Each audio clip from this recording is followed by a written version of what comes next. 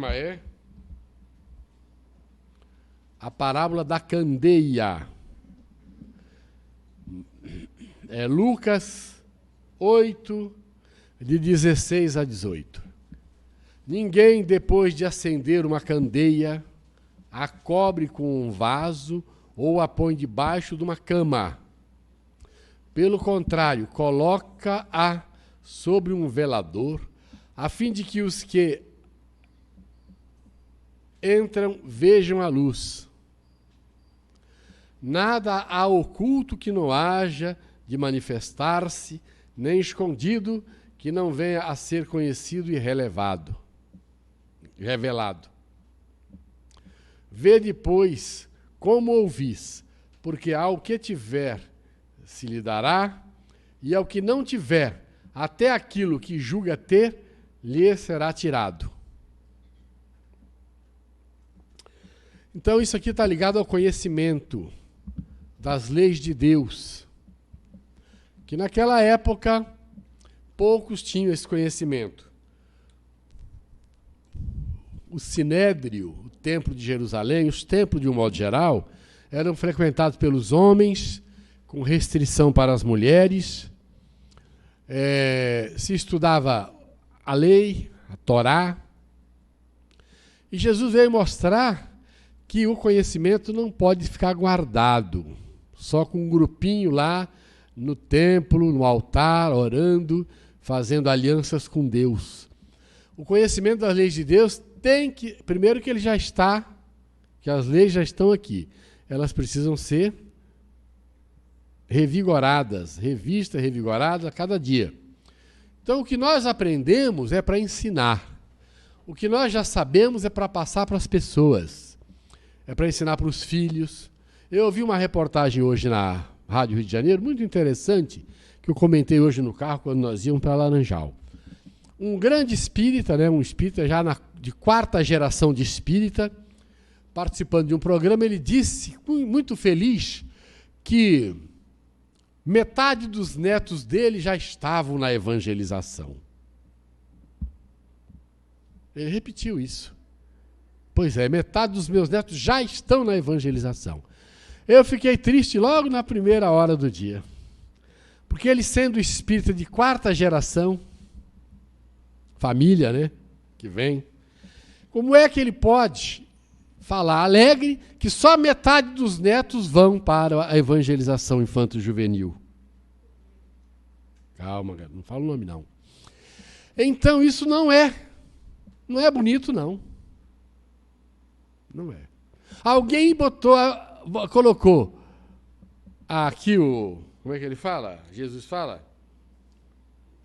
A candeia debaixo da cama. E não deixou em cima do velador, que era às claras, no culto do evangelho, ensinando os filhos para os netos, entenderam? Alguém falhou lá para trás. Alguém falhou.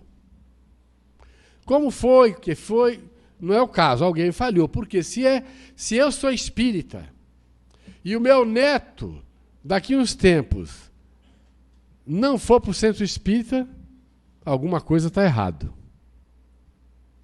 Está errado.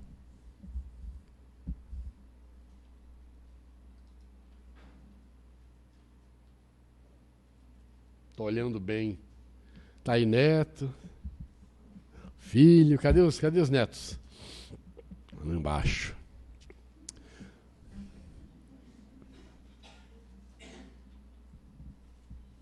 Alguma coisa está errada. Estamos escondendo a candeia debaixo do alqueire, debaixo da cama, em algum lugar que ninguém está aprendendo espiritismo. Entenderam isso? Então, se você conhece, tem a obrigação de ensinar. Se o seu filho já está adulto e é rebelde, paciência, mas você está tentando, vai tentar até o fim da vida. A metodologia que às vezes é aplicada é que é errada. Muitas vezes o pai quer conduzir o filho, mas conduz de uma forma errada. Quer conduzir o neto, mas conduz de uma forma errada. E existem também os casamentos interreligiosos, que é complicado. Não estou dizendo que a pessoa não deva casar com alguém que seja de outra religião, mas complica muito. Por quê? Porque o pai diz assim, quando ele crescer, ele vê lá. Não é assim, não. O que Jesus quer dizer nisso aqui, nesse texto, é que o pai tem que levar o filho. Que o filho tem que levar o neto. Que isso é um compromisso espiritual. Ele vai completar o assunto. Agora, essa parte aqui,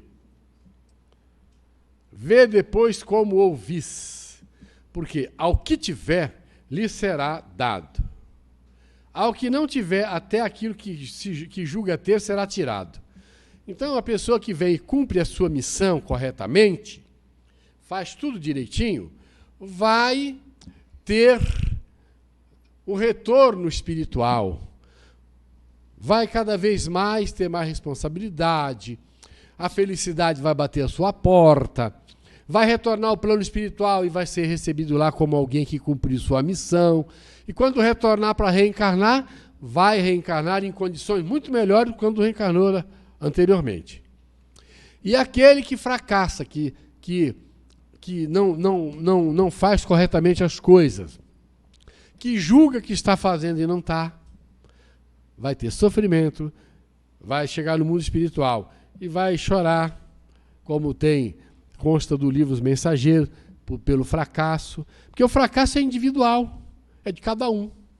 E depois os comprometimentos, os sofrimentos, daí é que surgiu a ideia do inferno. Eu estou sofrendo, a minha vida está um inferno. Está um inferno porque não? O pouco que julgava ter foi tirado. Por falta de conduta, de caminhar corretamente, de fazer o certo. É o sofrimento íntimo, que em muitos aparece como sentimento de culpa, que dói, que faz a pessoa ficar doente por causa disso, e Joana até recomenda que a gente também não fique com sentimento de culpa, que a gente tente consertar tudo o que for possível enquanto está aqui reencarnado, enquanto está vivendo aqui no mundo físico. Vamos agora ouvir a página.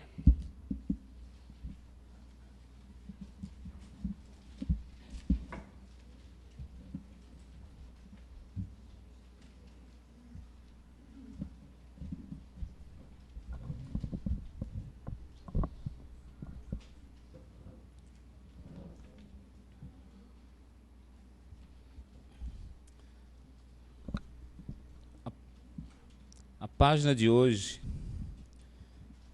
é do livro Rumo Certo, psicografia de Francisco Cândido Xavier, ditado pelo Espírito Emmanuel, cujo título: Familiares e Amigos. No torvelinho das preocupações em torno dos familiares queridos, pausemos, de algum modo, para enxergá-los, não com os olhos da afeição possessiva, e sim na posição de criaturas de Deus, como são, tanto quanto nós. Queríamos, talvez, que eles crescessem pelos nossos padrões. No entanto, possuem caminhos outros pelos quais chegarão às mesmas fontes da fé em que se nos apoia a existência. Desejávamos pensassem pelas ideias que nos orientam a estrada, mas trazem consigo vocações e tendências, ideal e visão muito diverso daqueles que nos caracterizam a marcha. Aspirávamos a tê-los no mesmo trabalho que mais se nos adapta à maneira de ser. Todavia, nem sempre se destinam a fazer aquilo que nos compete realizar. Anelávamos situá-los nos figurinos de felicidade que nos parecem mais justos e aconselháveis.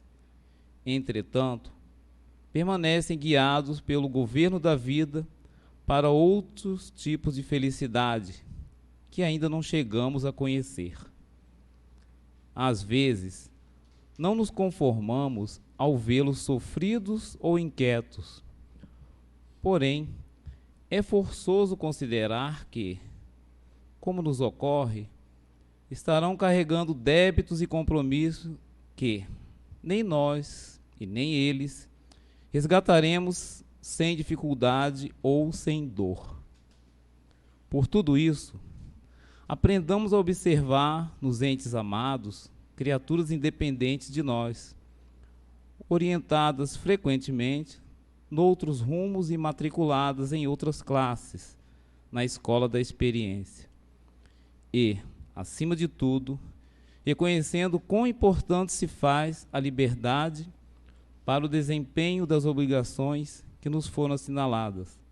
Saibamos respeitar neles a liberdade que igualmente desfrutamos perante as leis do universo, a fim de crescerem e se aperfeiçoarem na condição de livres filhos de Deus.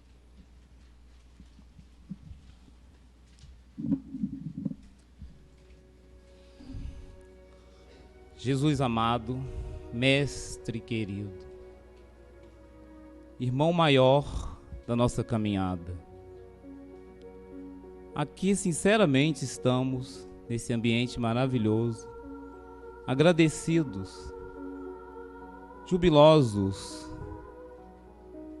por encontrarmos nesse ambiente tanta luz, tanto carinho, tanto amor. Que realmente possamos nesses momentos aproveitarmos essas oportunidades que aqui se apresentam. Que possamos acreditar que nossas dores são passageiras, são necessárias, mas que sairemos vitoriosos se tivermos fé, vontade, pensamento no bem.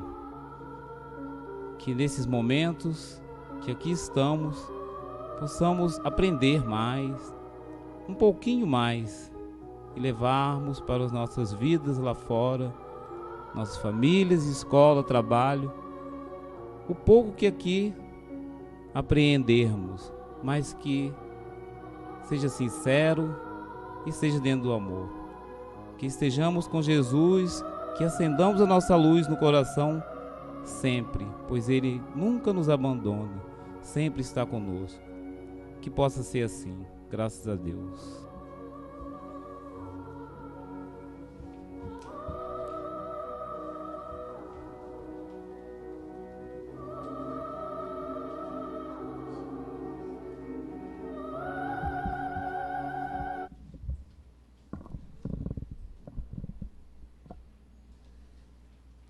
Todos ouvem bem?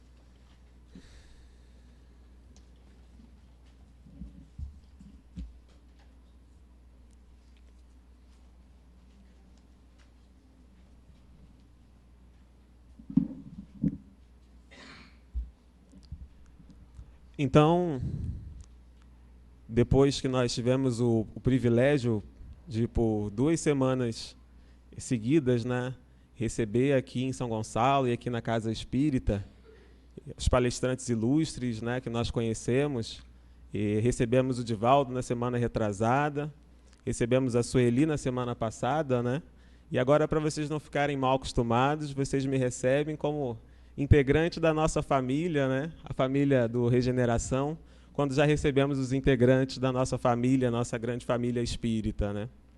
E é justamente essa ocasião de pensarmos um pouco a respeito das nossas famílias, né?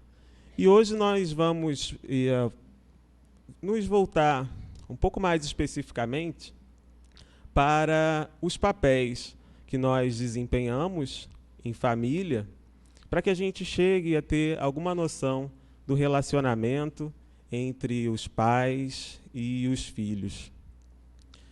Emmanuel faz uma distinção, quando observa um texto do Evangelho segundo o Espiritismo, tratando do assunto família, que nós observamos com frequência a família, no sentido dos laços que unem os espíritos afins, que são aqueles que que trazem um por outro um laço de consideração e de ternura. Aqueles familiares que mesmo aqui no tempo da reencarnação nós temos condição de lembrar, mesmo quando não estamos próximos fisicamente, uma lembrança daquela do tempo da infância, da semana passada, de hoje de manhã, trazem para a gente uma sensação boa de ternura e de paz. Existe uma outra família que convém que chamemos, só para distinção, da parentela. A parentela são esses irmãos que estão junto de nós no momento, por termos nos comprometido juntos ou um para com o outro em questões da lei natural. Quer dizer que juntos cometemos algumas falhas e que devemos reparar, ou que cometemos até mesmo uns para com os outros. Estamos unidos nessa parentela. Essa parentela também é fácil da gente lembrar, né? Será que alguém lembra disso? Consegue pensar nesse tipo de laço em família? Não, acho que aqui ninguém consegue, né? Está todo mundo naquela primeira família dos laços de ternura, não é isso? Então, por que é importante que a gente faça essa distinção? Mais importante do que a ideia dos dois conceitos é a sabedoria que a Divina Providência nos traz a respeito do porvir. E Emmanuel nos diz que a primeira família, essa dos laços de ternura, não vai voltar a ser a da parentela. Mas a da parentela há de ser uma família, nesse conceito, nessa ideia de laços de ternura, de amor e de amparo mútuo. É questão de tempo, depende de nós. E o que a gente pode fazer para que essa relação mude de agora? Cada um é capaz de lembrar aqui de uma dificuldade, de um conflito vivido em família. Temos que aprender a digeri-lo à luz do que nos ensina Jesus, à luz do perdão, à luz do Evangelho. Porque se a gente não consegue digerir aqueles conflitos que nós trazemos lá do passado, dos nossos irmãos, com os nossos primos ou com os nossos pais, como é que a gente pode começar ou ter força suficiente, força e fibra moral, para conseguir passar alguma coisa adiante? Então, o que nós temos ocasião de lembrar é que a educação dos filhos começa na nossa educação, na educação dos pais. E se a gente, como filho, tiver a ocasião de dar para os pais um bom exemplo, e que muito isso acontece, não é? Nós temos que pensar primeiro com relação a nós mesmos. Qualquer mensagem que a gente possa trazer aqui é para que cada um deixe repercutir primeiro dentro de si, antes de analisar os demais membros da família. Que é para a gente não chegar em casa pensando, puxa, hoje eu escutei uma coisa maravilhosa que serve para o meu irmão. Não. Tem que servir primeiro para a gente. Porque a transformação ela precisa começar de nós. Vamos nos recordar das nossas feridas recentes e daquelas outras feridas que ficaram silenciosas. No meu grupo familiar, não é? Uma família no sentido um pouco mais amplo, e nós tivemos oportunidade de adotar como primos, né, uma família de amigos dos meus pais, que a gente sempre conviveu muito, né? Então eles receberam a gente uma vez, né, no sítio que eles têm aqui numa região próxima, e um desses meus primos adotivos, né, essa família pelos laços de ternura, descobriu durante o horário do almoço que ele tinha uma pinta nova no braço. E ele comentou isso com todo mundo, né? Olha que charmosa a minha pinta nova, né? Está nascendo aqui no meu braço. E todo mundo ficou, pinta nova, ele é uma pinta, e tirou aquela certa onda, né? Ah, minha pinta charmosa e tal, e tudo bem, passou aquele episódio. No dia seguinte, a gente conversando também em rodinha, né? Percebi que ele estava um pouco calado, olhando muito para aquela pinta no braço e achando que ali tinha alguma coisa estranha, né? Até que ele resolveu cutucar. E percebeu que no lugar onde a pinta estava antes tinha um machucado. E a pinta tinha andado. E quando ele coçou, era um carrapato. O carrapato saiu e acabou a história da pinta, né? Mas por que convém a gente lembrar disso? O que tem o carrapato a ver com esses problemas que a gente traz de família? São as feridas. Aquelas feridas pequenas que começam com essa mordidazinha de um carrapato que a gente não sente. Deixou adormecer. Mas que, com o passar do tempo, vão criando uma distância tão grande entre nós e os nossos familiares, que quando a gente percebe, elas já não eram o que elas pareciam. Não era uma pinta, era um carrapato, né? E tem uma história, que eu tenho ocasião de lembrar, dessas que a gente escuta, mas a autoria já se perdeu, né, com o passar dos tempos, que fala justamente de dois irmãos que se davam muito bem e que traziam um para o outro muito conforto e que muito auxiliavam um na criação do outro, né? Porque a gente tem também na nossa família, no nosso convívio, irmãos, né, que às vezes vêm nos ajudar para aquilo que os pais ainda não têm condição de trazer, né? Então, esses dois irmãos, por um motivo pequeno, uma feridazinha dessa por mordida de carrapato, né, criaram entre si um atrito. E com o passar do tempo, como aquela ferida silenciosa não foi tratada, o conflito foi aumentando.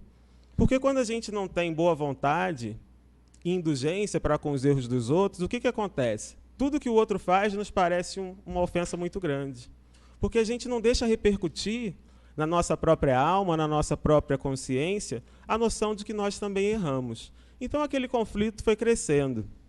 E como eles moravam cada um de um lado do rio, da propriedade que o pai deixara para os dois, eles foram evitando cada vez mais de se encontrar. Porque para se encontrar era preciso percorrer toda a extensão do rio até chegar a uma ponte que era muito distante. Então eles não se viam mais. Cada um seguiu com a sua vida e com aquela mágoa.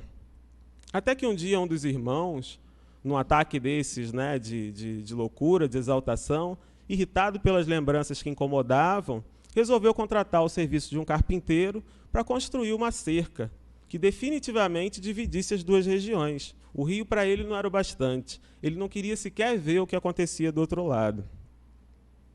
Eu vou beber uma água aqui, porque usando aparelho fica difícil, resseca rapidinho.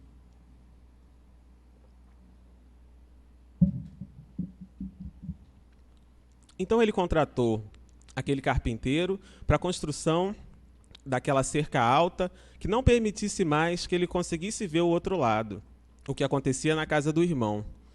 Contratou o carpinteiro, disse qual era o serviço, e como ele tinha outras ocupações, saiu e foi até a cidade e disse bem claramente: eu quero que você construa essa cerca bem alta na minha ausência, e quando eu voltar eu quero o serviço pronto. Quando ele voltou, o serviço estava pronto, mas não tinha cerca nenhuma.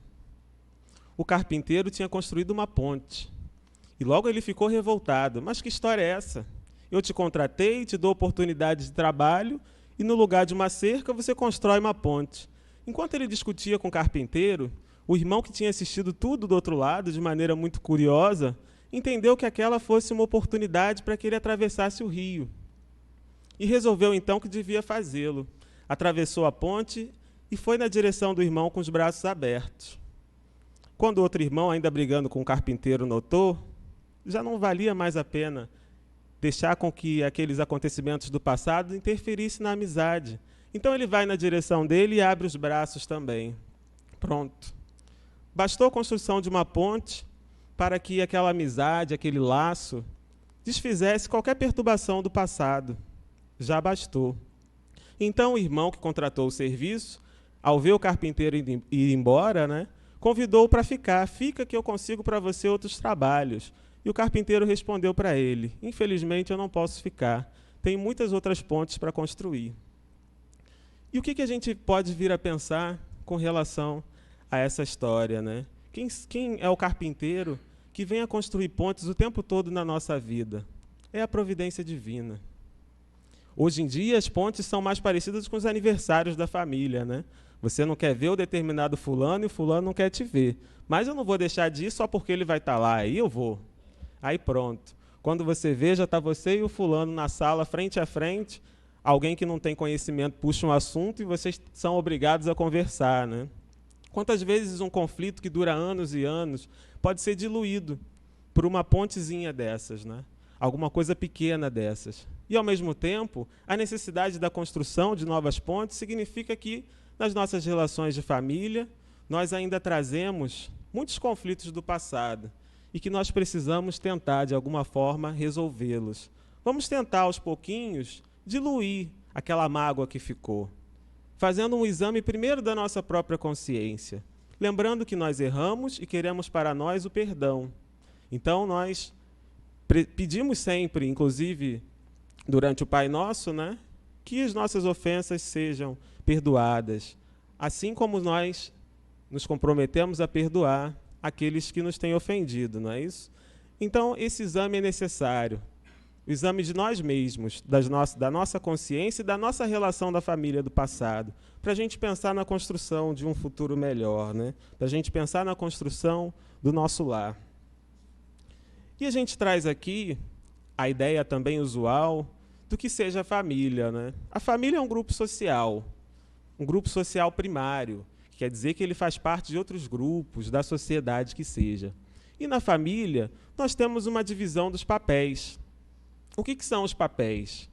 O papel de cada um diz respeito às expectativas que os outros têm e que o próprio indivíduo tem com relação do que sejam as suas obrigações, do que sejam os seus deveres, do que sejam os seus direitos. E já aí o conflito começa. Por quê? Vamos falar dos tempos de hoje, né? dos tempos modernos. O que costuma acontecer, o que a gente escuta muito e falar a respeito desses conflitos? Nós sabemos que há um tempo atrás, a sociedade ela sofria um controle maior das instituições. A instituição que seja a família, a instituição que é a igreja, a escola, e daí por diante. O indivíduo saía de uma instituição para outra com a vida dele mais ou menos encaminhada. Os objetivos eram um pouco mais claros, havia um controle maior. Só que esqueceram, como Joana de Ângeles vem nos lembrar, né, o que ficou de fora desses projetos de vida? Ficou de fora a dimensão espiritual. A necessidade da educação espiritual, a necessidade da educação moral do indivíduo. Então, é claro que em algum momento, esses projetos de vida do indivíduo não dariam certo. Com a eclosão das guerras, da maneira que nós tivemos, vimos surgir uma juventude que não acreditava mais naqueles valores. E hoje a dificuldade é imensa de situar o que sejam os papéis do pai, o que seja o papel do filho na família. Por quê? Fazer parte de uma instituição como a família parece não estar de acordo com o pensamento da época, que é a realização individual. A busca pelo prazer que seja imediato. A busca pela felicidade imediata. Isso porque quando dentro de nós há um vazio existencial que não é preenchido com a prática do bem, com a prática do amor, o que a gente busca? A realização através da opinião dos outros para conosco. Não se trata daquele amor que nós temos por nós mesmos. Aquele amor que faz com que a gente levante, que a gente se queira bem, que a gente busque instrução. Não. Se trata daquele caminho da vaidade pelo qual nós buscamos as realizações sociais para que os outros nos admirem. E assim a gente se sinta bem, por assim dizer, por tabela, não é? Então, o sacrifício da realização pessoal, no sentido profissional, de mercado, que os homens buscam e que as mulheres hoje também estão buscando de alguma maneira, competindo, né? De maneira, às vezes, desigual, no mercado de trabalho, essa busca pela realização impede que o sacrifício seja feito em função da família. Porque a pessoa que fica em casa começa a ser mal vista. Hoje, uma mulher que tem a coragem de, no ambiente de trabalho, dizer que tinha vontade de largar o emprego para cuidar dos filhos, essa é vista como uma derrotada. Então, o discurso da época favorece essa busca da realização, que seja a profissional no lugar da realização da vida. O projeto de carreira fica no lugar do projeto de vida.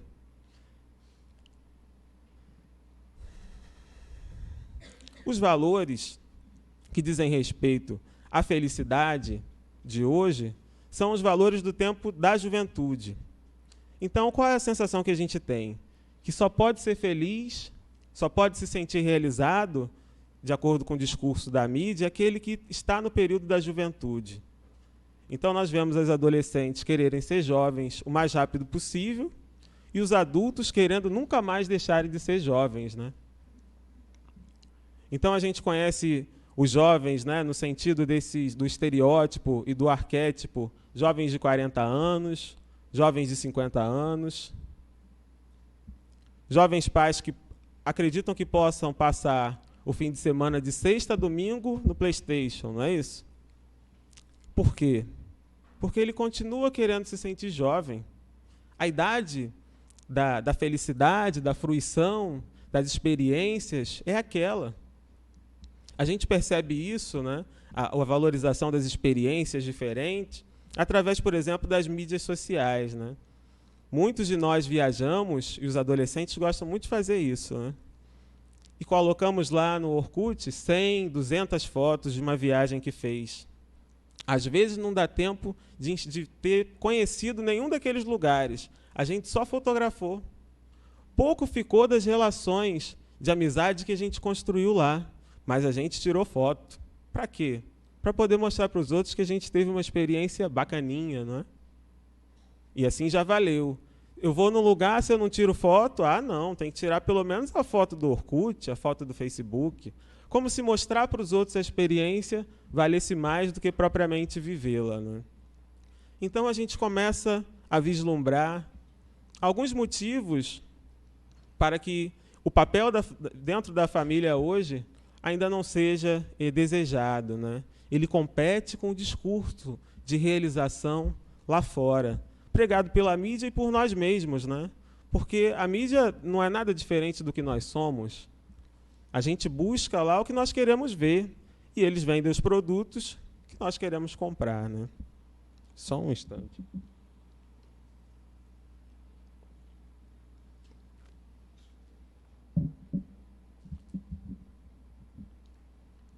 Agora, se por um lado o pensamento da época, nesse exato momento, valoriza muito o estereótipo da juventude, da beleza física do corpo, da realização profissional, da disposição no sentido fisiológico, né? Por outro lado, a sabedoria divina estende um outro período da nossa vida, que é a infância. A infância da criatura humana é maior do que a de todos os animais que nós possamos conhecer. E isso tem um motivo enorme, muito importante.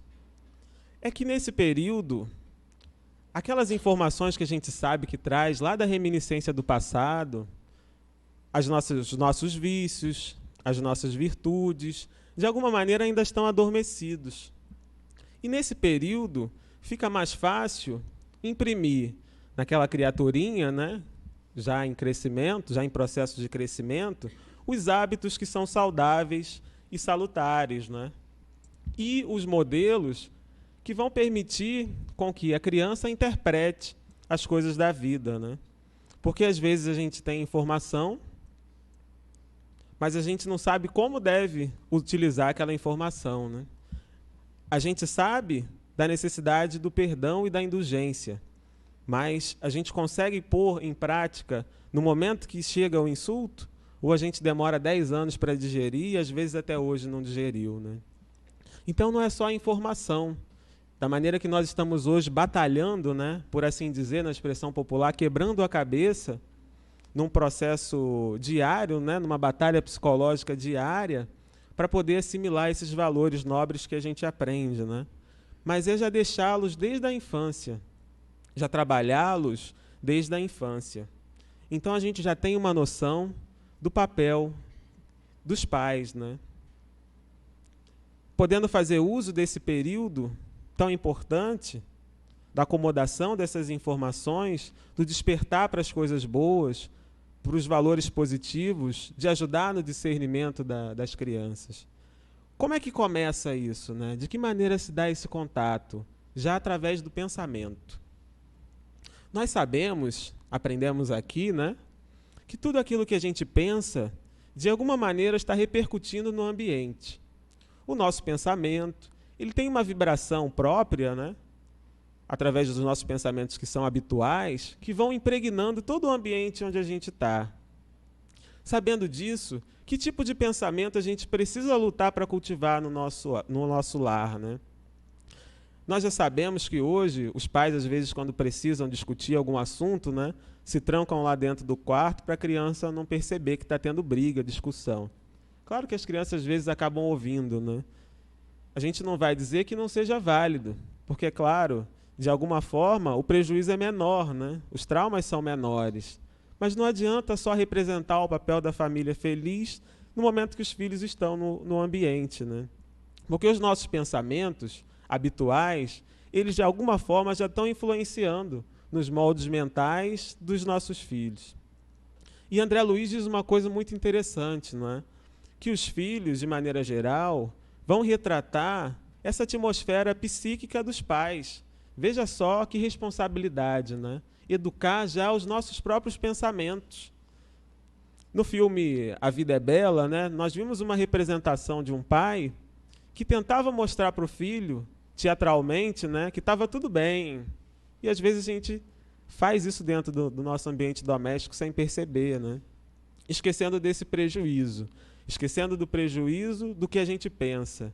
E que vai refletir de alguma maneira naquilo que a gente faz, né? Então, o que nós temos ocasião de pensar na nossa educação, desde o início, na educação do pensamento, para que a gente consiga demonstrar através do hábito, né, aqueles exemplos de que os pequenos vão precisar. E aí a gente tem uma distinção muito importante a fazer, que é da diferença do ensinar textualmente por ensinar contextualmente. É alguma coisa que o Raul Teixeira sempre insiste, né? Aquela história do faço o que eu digo, mas não faço o que eu faço. É bem furada sob essa dimensão, né? A gente percebe logo que as crianças aprendem com uma facilidade enorme aquilo que a gente faz. E a gente ainda pergunta, às vezes, onde é que será que essa criança aprendeu isso, né? Quando a gente está na frente de outras pessoas, né, e, de certa forma, se envergonha de reconhecer nos nossos filhos, né, nos nossos sobrinhos, nos nossos pequenos, aquelas más tendências que são nossas, né, a gente ainda diz, isso deve ter sido na escola, uma escola terrível, ano que vem a gente vai até mudar. Ou então, não, tem brincado muito com o filho do vizinho, mas, no fundo, a gente sabe que onde é que está a influência maior? É no lar. O tempo de convivência, onde as crianças procuram amparo, a gente sabe que é nos pais que as crianças costumam se mirar. Então não adianta terceirizar essa culpa, né? Essa responsabilidade, melhor dizendo. É necessário modificar, sim, os hábitos. E por ocasião, né, do ensinamento que seja contextual, a gente tem que lembrar da importância da assistência. Às vezes o filhinho vai lá, me ajuda aqui nessa lição, e o pai não pode ajudar, porque afinal de contas estão jogando Flamengo e Santos. 5-4, né? Sai gol para todo lado, toda hora. Como é que você vai parar o jogo para conseguir prestar atenção no exercício de matemática? Não dá. Eu abaixo a televisão, mas o locutor grita mais alto, eu tenho que ir lá correndo ver o que está acontecendo. E a gente deixa de lado. E as mães, ao mesmo tempo, né, tem a novela, tem a fofoca no telefone, tanta coisa que rouba a nossa atenção, né? Como é que a gente vai parar para poder dar esse tipo de assistência? E o que acontece quando a gente bate na porta toda hora e não é atendido, né? Aquela porta não abre. A criança vai bater em outra porta. E a gente não sabe por que, com o passar do tempo, os pais vão deixando de ser referência para algumas crianças. E por que elas buscam sanar determinadas dúvidas fora do ambiente doméstico? Pode ser porque, às vezes, quando elas bateram na porta, a gente não estava pronto para atender. A gente tinha outras questões para tratar. E aí a gente pode pretextar um monte de coisa, né? Falta de tempo, cansaço. Era uma bobagenzinha. Mas são nessas bobagenzinhas que a gente cria o hábito de mostrar que a gente vai estar ali quando for preciso. Tanto assistência no dever de matemática, né? Quanto num desenho que esteja sendo feito num papel, né?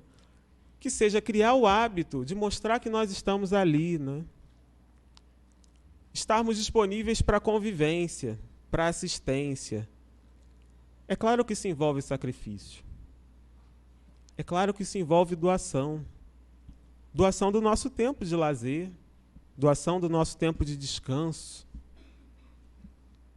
parece que a gente está perdendo, né? Quando, na verdade, não estamos. É muito curioso que a gente tenha essa falsa impressão, né, de que a educação dos filhos dá muito trabalho. Esquecendo que não educá-los vai dar muito mais trabalho ainda. Então, o que a gente vem dizer não é que educar não dá trabalho, dá sim. Agora, não educar, não tem nem comparação. Qual é uma das maiores importâncias da educação, né? É de favorecer o discernimento. O bem do mal, o certo do errado, o que pode, mas não convém, o que pode e convém. E nesses momentos em que a gente busca a solução mais breve, no momento de dar uma resposta para um filho, e que ele vem fazer uma pergunta, né, aflito, a gente responde: ah, vai, nem olha, né? Posso ir? Vai. Posso ir? Não. E se a criança insiste, por que não? Ah, por que não? Porque eu não quero. E se não vem a justificativa, fica difícil o processo da educação. Fica difícil que a criança vá guardando aquelas informações para que ela saiba tomar decisões no futuro. Parece fácil. Mas vamos lembrar de várias ocasiões que nós já presenciamos, né? E saber se é fácil realmente ou não. Às vezes, é um filho já mais velho que quer sair e usar o carro no fim de semana, né? Então, em vez de expor os motivos verdadeiros, às vezes a gente tenta dar uma desculpa, né? Eu faço isso com as minhas sobrinhas, eu posso dizer que é um erro no qual a gente vai cair e tem que observar. E tentar não cair de novo em seguida. Porque o que importa para a gente é saber que nós ainda vamos errar, mas que nenhum desses erros pode passar batido, no sentido da gente não aproveitar as lições. Então, o que acontece muitas vezes, né?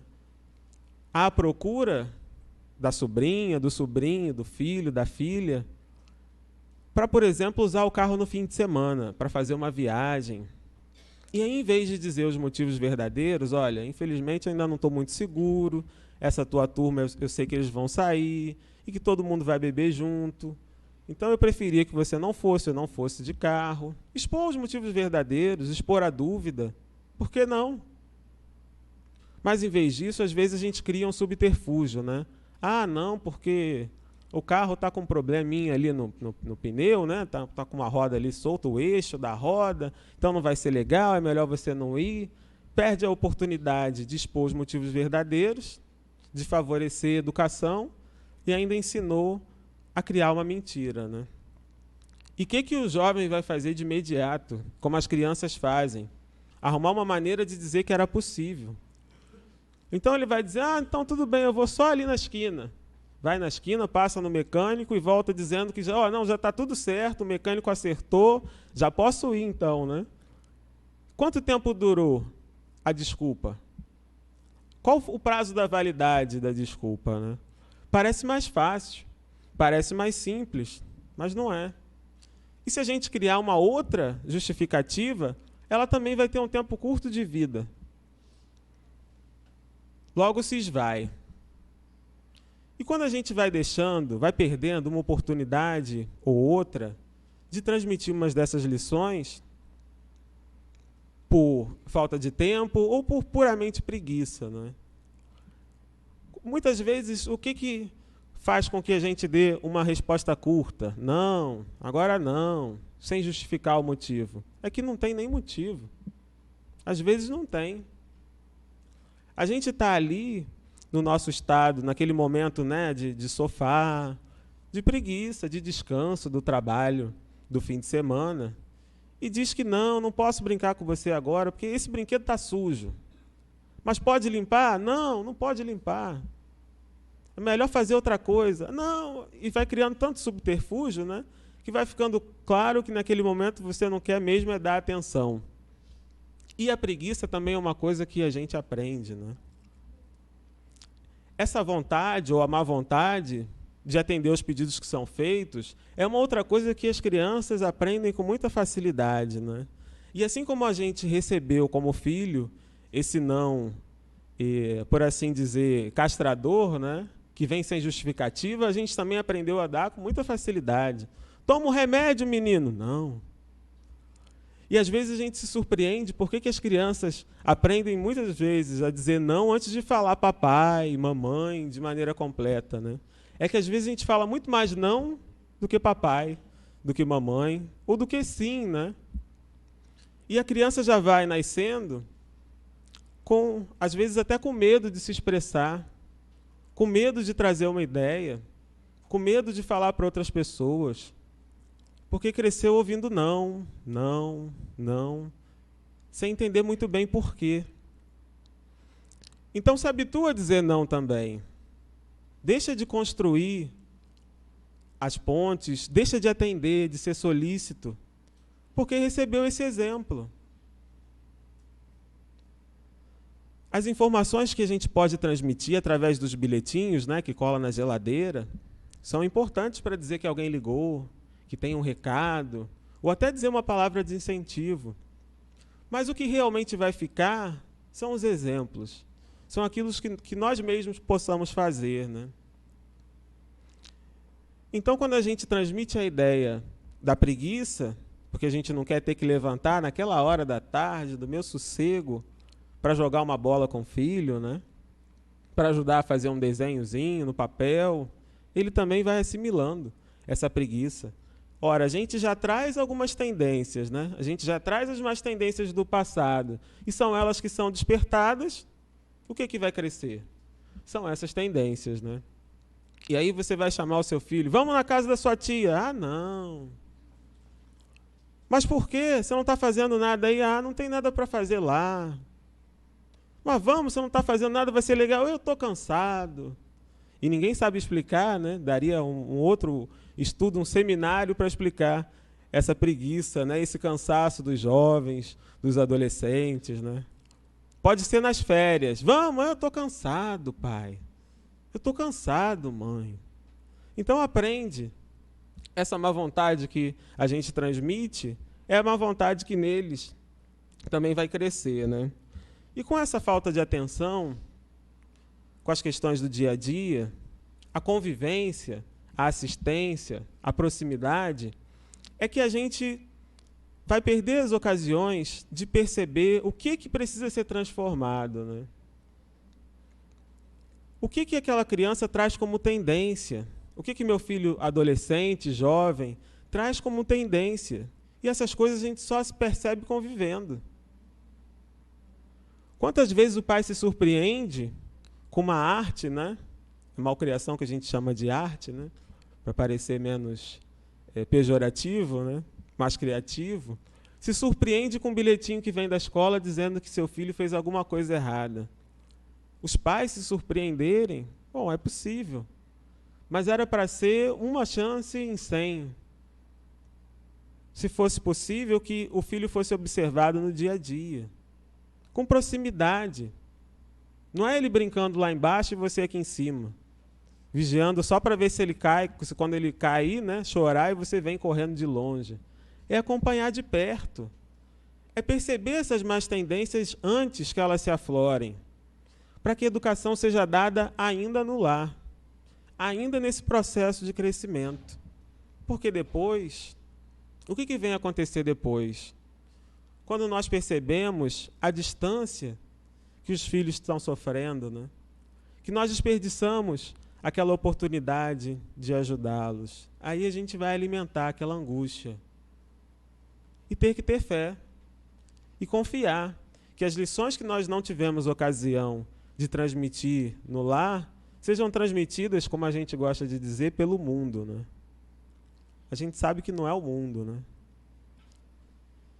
Outras experiências vão vir para modificar aquele pensamento que começou a ser plasmado ainda dentro de casa, ainda dentro do lar. E é aí que muitos vão buscar uma diferenciação daquilo que os pais vieram ensinar. São experiências, às vezes, muito fortes. acidentes, conflitos de relacionamento, mas que vão trazer um impacto profundo de uma maneira que a gente mude de direção no caminho, né?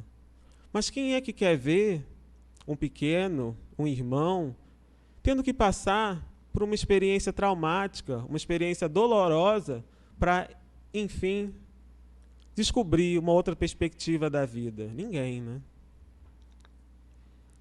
Emmanuel diz que essa é uma das maiores dores, né, que os pais podem sentir. Esse remorso por terem perdido a oportunidade de encaminhar os filhos para o bem. Então, eu acredito que ninguém queira passar por essa experiência, né? De ter que ver o filho aprendendo, entre aspas, né, do mundo, no mundo, em vez de aprender no lar. Então, a atenção, a assistência constante, a convivência é muito importante para ensiná-los a discernir, para que eles possam usar da liberdade. E a liberdade é uma outra coisa muito importante para se falar, né? Nós lemos aqui na página, falando de grosso modo, né, que aquela criatura que nasce dentro da nossa família leva a nossa herança no sentido genético. Mas o espírito não foi gerado a partir do nosso espírito. O espírito é um filho de Deus. É preciso que a gente enxergue dessa maneira, para que a gente não tenha um conflito de falta de realização de um sonho nosso e acredite que o nosso filho é que vai ter que prosseguir, como se ele fosse uma versão nossa 2.0, né? 3.0. Que eles venham a continuar de onde a gente parou. Quando, na verdade, as experiências que nós estamos arrecadando no decorrer da vida, elas têm que ser utilizadas na criação, sim. Na educação, sim. As nossas decepções, transformadas em ensinamentos, podem e devem ser usadas, mas no sentido de fornecer critérios. Critérios para que aqueles que aprenderam conosco, né, tenham condição de tomar as suas decisões no momento certo.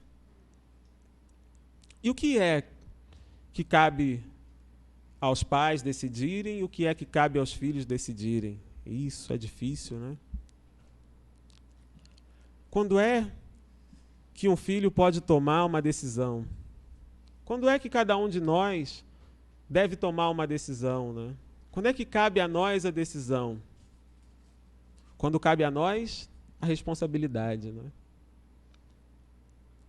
Então, ensinar a liberdade e a tomada de decisão é demonstrar que aquilo que a gente vem a fazer tem uma consequência. E se o filho não está pronto para assumir a consequência, por que caberia a ele, naquele momento, a decisão? Eu escutei uma coisa com muita frequência na minha infância e que eu, na época, não me dava conta, né? Depois é que a gente vai começar a entender o porquê de certas coisas. Aliás, gente, isso é uma coisa importante de lembrar, né? Às vezes parece que a mensagem que os pais transmitem foram esquecidas. É o comum, entrou por um ouvido, saiu pelo outro. E por isso, às vezes, os pais deixam de falar, né? Não vou falar porque ele não está prestando atenção. Eu posso dizer por experiência própria que não é verdade. Às vezes a gente até faz de conta por orgulho, né, que não está prestando atenção, mas a lição fica. Quantas musiquinhas a gente escutou quando era criança, né, e que a gente teve ocasião de mentalizar num momento de dificuldade. A gente escutou lá atrás, mas ainda repercute na cabeça até hoje. Quais são as musiquinhas que as mães costumam a cantar para os filhos, né? Normalmente são aquelas que elas escutaram quando eram crianças, né?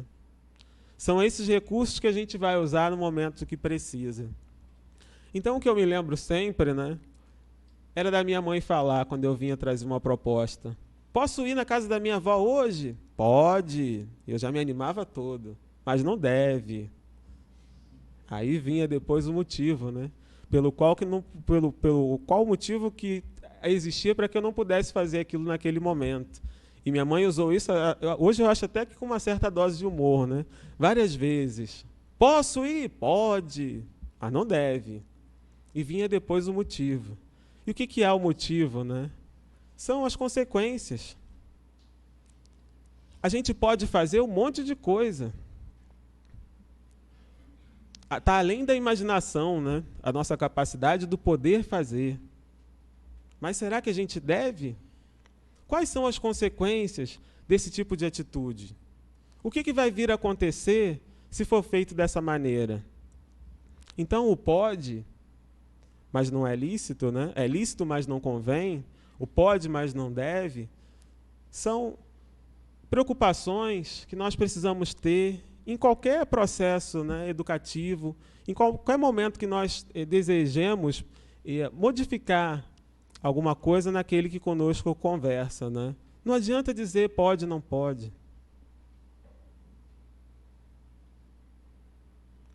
Porque na primeira vez que aquele outro que recebeu o não pode, percebe que ele pode, ele vai lá e faz. Mesmo que seja escondido, ele vai lá e faz, né? Então, essa noção da liberdade, o que é possível fazer, mas que não se deve fazer, e quais são as consequências, são lições muito importantes, das quais a gente não pode esquecer. E a tomada da decisão, a escolha do filho, a escolha de vir ou não à casa espírita, a escolha de começar ou não um relacionamento, precisa ser dado àquele que já tem condição de discernir. Lembrando que aquele que toma a decisão é aquele que assume a responsabilidade. Jamais permitir que se faça, vai meu filho, faz, depois mamãe olha, depois papai resolve. Porque é mais fácil. Porque para poder ensinar o discernimento, a gente precisa tê-lo. E às vezes, para não estudar o momento, para não fazer a cabeça funcionar, a gente vai e permite. Faz. A gente faz isso no ambiente de trabalho. Você percebe que um processo vai dar errado, mas você não quer ter que explicar aquilo naquela hora. Puxa vida, eu estou enrolado com um monte de coisa. Vai lá e faz. Se der errado, depois a gente vê. O que a gente está ensinando, né? A gente está ensinando que a gente pode agir sem pensar. E depois a gente resolve. Papai resolve, papai paga o conserto se você bater de carro. Papai cria se você tiver um filho antes da hora. O que a gente faz, né? O que a gente está criando? Então, é através da convivência, da proximidade, da reflexão conjunta, das ocasiões que aparecem no dia a dia, é que a gente vai conseguir passar essa noção. Não adianta parar lá atrás, no tempo da brilhantina, como a gente brinca, né? Na idade da pedra. Tem que conviver e saber o que está acontecendo. Tem que ajudar na tomada da decisão.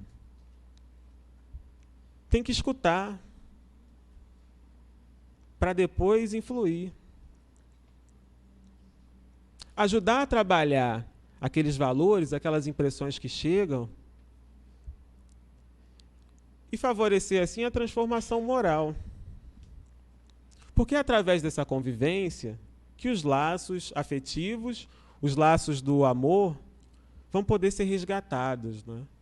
Transformar aquela ligação que é de parentela numa ligação, numa relação de amizade. E Joana de Ângeles diz o seguinte, né? Que as técnicas que são desenvolvidas na psicologia, elas ajudam muito na educação.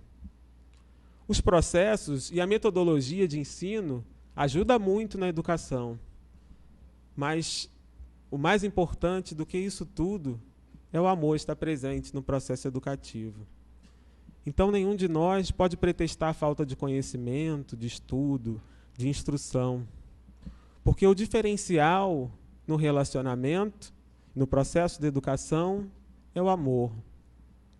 E é o amor que vai traduzir essas palavras que a gente usa de improviso para falar do que seja essa proximidade. Quando a gente fala de ter força de vontade para vencer a preguiça, a gente está falando da doação, a doação do nosso tempo. Quando a gente fala de deixar de lado um pouquinho o futebol, abrir mão de algumas coisas, a gente fala da abnegação. Nós estamos falando daquilo que nós podemos aprender pelo Evangelho. E não é à toa que nós dizemos que é o Evangelho o guia seguro. E que na máxima, amar o próximo como a ti mesmo, a Deus sobre todas as coisas, estão todos os ensinamentos de que a gente precisa.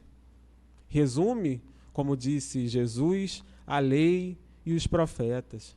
Então, diante das dificuldades, onde é que a gente busca orientação para depois orientar? É no Evangelho. A prática do Evangelho no lar, a reflexão aqui nos momentos que a Casa Espírita proporciona, né? Tentar fazer com que isso dure na nossa semana quando nós estamos aqui, né? Que é a nossa maneira de agradecer os recursos que são oferecidos, que chegam até nós. E através da criação desses laços de amor é que a gente vai favorecer os nossos filhos, né? Favorecer a percepção de que eles também têm deveres. E que deveres são esses? Podemos falar do auxílio. O auxílio aos pais nesse empreendimento que é o lar, não é? Joana de Ângeles diz que toda a gratidão que um filho possa ter para com o pai, todo o carinho que ele possa a eles dirigir, não é o suficiente para agradecer essa oportunidade que nós temos de estar aqui. Não é o suficiente para agradecer a oportunidade da reencarnação, a oportunidade da transformação. Então, nos cabe dar todo o auxílio que nós possamos dar, o auxílio da compreensão. Será que nós, mesmo estando adultos, temos condição de versar e avaliar a educação que nossos pais nos deram lá atrás? Será que nós temos? Será que nós temos a lucidez necessária para poder fazer juízo sobre a criação que nós recebemos lá atrás? Até certo limite podemos ter. Mas será que a gente pode confiar nas nossas lembranças de quando criança? A gente guardou as percepções de acordo com aquela maneira de ver. Então a gente tem que ter muito cuidado quando quiser olhar para trás e achar que houve uma falha. Não cabe a nós julgar. O que cabe a nós é o auxílio, a compreensão. E esses laços que a gente vai criar de amizade, de ternura, eles vão favorecer, sobretudo no momento das desavenças, né? Você tem uma ideia, o pai tem outra.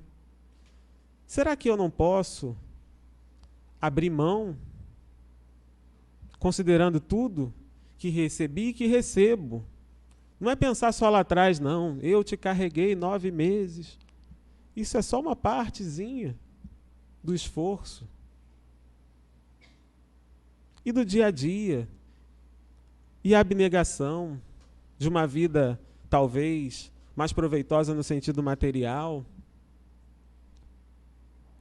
Então, nós, pela perspectiva de filhos, né, que todos nós somos, aí a gente pode falar para todo mundo, né, de maneira mais direta, temos que tentar ter essa consideração. Mesmo quando nos parecer que houve em algum momento uma falha. Porque o que nós devemos lembrar? Que a nossa vida não está do jeito que está por culpa dos nossos pais, não. Nós estamos aqui dizendo que há influência muito grande dos pais. Ah, sim. Mas cada um tem o pai que merece e que precisa. Então não é inoportunamente que nós tivemos a criação que tivemos. Que nascemos no meio familiar que nós nascemos. Quando criança, às vezes a gente até brinca quando está chateado, insatisfeito. Eu fui trocado na maternidade. Eu não era dessa família.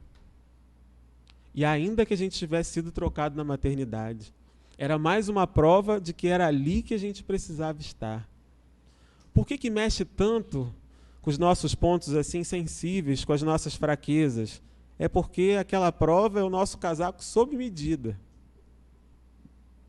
É para o nosso amadurecimento. Então é assim que a gente precisa enxergar essas possibilidades. E não esquecer de levar para casa a alegria, a juventude, e que é um diferencial enorme. Hoje eu escuto muito dos avós e dos pais, que já não têm mais o convívio dos filhos, né, com frequência, de que quando ele recebe a família, é uma alegria danada. Recebe os filhos, os netos, mas depois que eles vão embora, a primeiro momento dá uma tristeza, né? Puxa vida, a casa estava alegre, movimentada, tudo quanto era ponto, né, que a gente olhava tinha gente, agora não tem mais. Então é a alegria que nós devemos levar, nós os jovens, nós os filhos, a alegria para ser plantada no lar. Porque se a gente viver só tentando disfarçar os conflitos, só na base da tolerância, a gente não vai conseguir vencer. Porque nós não ensinamos, através do Evangelho, a evitar o mal, tão somente. Nós aprendemos a necessidade de construir o bem. Que seja provocar bons momentos em família. Quando criança a gente faz isso tão bem, né? Colhe uma flor do jardim, vai lá e leva. Faz aquele desenho e leva. Por que a gente vai crescendo e esquece de fazer isso, né? Por que a gente esquece a necessidade de provocar um sorriso no ambiente doméstico? Então, os nossos deveres como pais, como filhos, é também esse de despertar a alegria no nosso ambiente doméstico, o que vai favorecer para que o nosso ambiente, em termos de fluidos, de energia, esteja sempre favorável, né? A recepção dos bons ensinamentos, para que hajam as boas reflexões. Então, levemos conosco, né, a certeza de que a nossa parentela, se existe hoje, será a família, que depende de nós, e a necessidade de participarmos o máximo possível do aprendizado, da convivência no lar, tentando sempre plantar essa alegria do nosso futuro, para que a gente possa esperar um amanhã melhor do que o agora, né? Muita paz.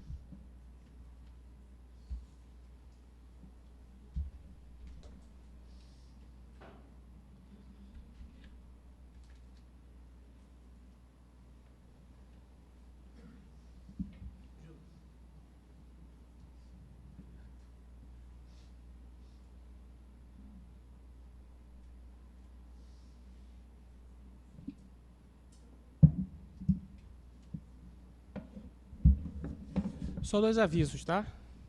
A campanha da cestinha infantil do mês de agosto conta com a nossa colaboração com achocolatado de 400 gramas ou Nescau. Então, estão todos convidados a participar da campanha da cesta infantil. E também o 4º seminário interativo das Mocidades Espíritas de São Gonçalo, que vai se realizar no dia 28 de agosto, com o tema diversão, tá? O horário 8 às 13 horas, o facilitador Marcelo Shoa, no Colégio Odete Sampaio. Eu vou fixar ali embaixo, tá? E quem quiser maiores informações e a ficha de inscrição, procurar o Eduardo Almeida, tá bom?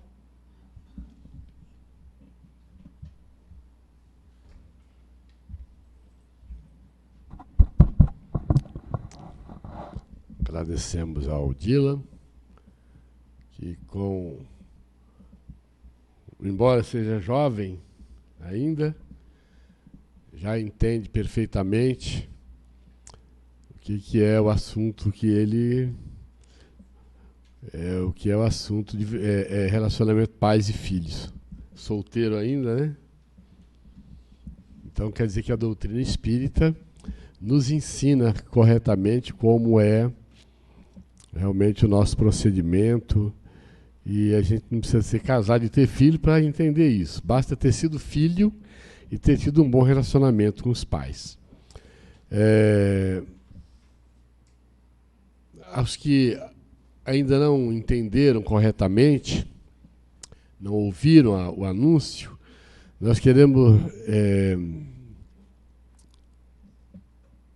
orientar que a palestra começa às 3h30 até 4h40, é o horário da palestra, e que, para que isso aconteça, nós temos que modificar um pouco o nosso hábito. Normalmente as pessoas ficavam até 3h29, lá embaixo no pátio, comendo, conversando. Agora não dá mais. Então, 3h30 já é início da reunião. Já é início da leitura do Novo Testamento. Portanto, 3h28, 3h27, nós já estamos começando a reunião e falando algumas palavras, dando o texto do Novo Testamento ao responsável. Então, a cantina, eu recomendo de novo, a cantina fecha às 3h20, a livraria fecha, todas as atividades param 3h20, para que os próprios colaboradores que trabalham nas diversas áreas tenham tempo de chegar aqui na hora certa da palestra, tá bom? Faz o favor de apagar. Aí acende a luz azul. Vamos elevar o pensamento a Jesus, agradecer o momento especial que nós tivemos, vamos continuar tendo esta tarde, as bênçãos que o momento nos proporciona, e vamos continuar nossas vidas buscando a compreensão das leis divinas e a vivência dessas leis. Obrigado, Jesus, pela oportunidade que nós aqui tivemos nesta tarde. Que nós possamos, ainda meditando e orando no ambiente da nossa casa espírita, receber mais e também colaborarmos um pouquinho, irradiando vibrações de saúde, de paz, para os enfermos que estão distantes, para os companheiros que estão na tarde de hoje ausentes. Que todas as atividades que nós ainda vamos desenvolver possam ter assistência espiritual. Que nós possamos aprender mais nos grupos de estudo, nas reuniões de mocidade. Enfim, que a nossa tarde ainda possa, Senhor, nos proporcionar muitas alegrias, muita paz espiritual. Fica conosco durante o passe e sempre. Que assim seja.